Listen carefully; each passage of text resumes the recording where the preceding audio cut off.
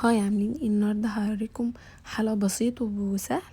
هنبدأ دلوقتي في اول حاجة معلقتين نشا ومعلقتين كبار من الكريم شانتيه او 3، او ممكن تشيلوها من الوصفة عادي، بس هو طبعا بتديها طعم حلو ولذيذ جدا.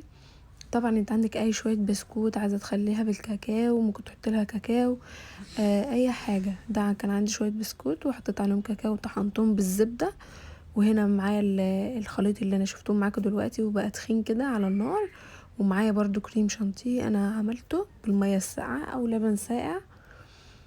وهبدأ دلوقتي معايا علبة احط فيها اول طبقة من البسكوت زي ما انتوا شايفين، وبعد كده هضيف الخليط اللي انا عملته، يعتبر مهلبية يعني، بس ضفنا فيها كريم شانتيه.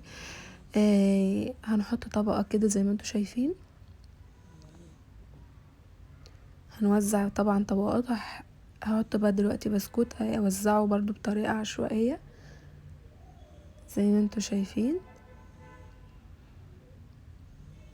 عادي ممكن المهلبية اللي احنا عاملينها دي ممكن تكون باردة او سخنة على حسب ما انتوا عايزين، بس انا هنا كنت مستعجلة وعملتها على طول برضو حلوة.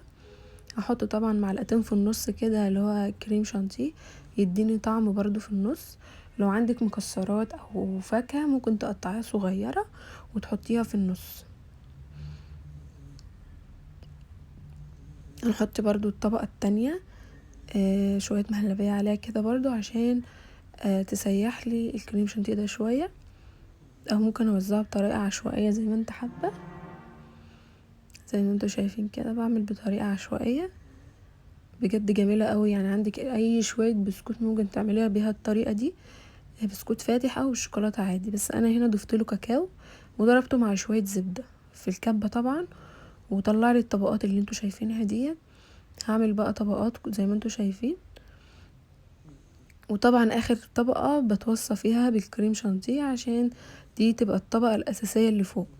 كده بعد ما خلصتها كان عندي هنا موز وجوافة وفراولة، قطعتها طبعا حتت صغيرة كده وهوزعها على السطح كله كده.